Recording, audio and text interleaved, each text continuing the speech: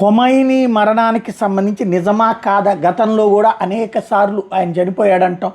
ఆ తర్వాతన అదొక వ్యూహం. ఎందుకంటే ఆ మాట అనగానే ఆయనని తీసుకొచ్చి లైవ్లో పబ్లిక్ ముందు ఉంచుతారు. అప్పుడు ఆ లైవ్ ఇచ్చే ప్రదేశం మీద దాడి చేసి లేపేయడానికి స్కెచ్ చేశారండి గతంలో ఇరాన్ అనేక సార్లు చెప్పింది.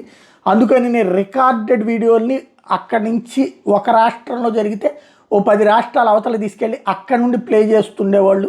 అక్కడ దాడులు జరిగిన సందర్భం కూడా ఉన్నాయి. కాబట్టి అలాంటిదే అనుకుంటే కాదు, ఈ దఫా Iran supreme leader Ali Khomeini చనిపోయాడు అన్నటువంటి విషయాన్ని ఇప్పుడు ఇరాన్ ఇంటర్నేషనల్ ఇంగ్లీష్ పత్రిక కూడా ఫోకస్ చేసింది. ఖొమైనీ కిల్డ్ అన్నటువంటి విషయాన్ని, అంటే ట్రంప్ కన్ఫర్మ్ చేయడం ఒక ఎత్తు, ఇరాన్కి సంబంధించినటువంటి మీడియా కూడా హైలైట్ చేయడం మరొక ఎత్తు. తద్వారా ఖొమైనీ ఇంకా లేరు అన్నటువంటి విషయాన్ని ఇప్పుడు ధృవీకరిస్తున్నట్టు అవుతుంది ప్రపంచవ్యాప్తంగా కూడా. ఇరాన్ ప్రభుత్వం అధికారిక ప్రకటన కోసం మాత్రం వెయిట్ చేయాలి ఈ విషయంలో.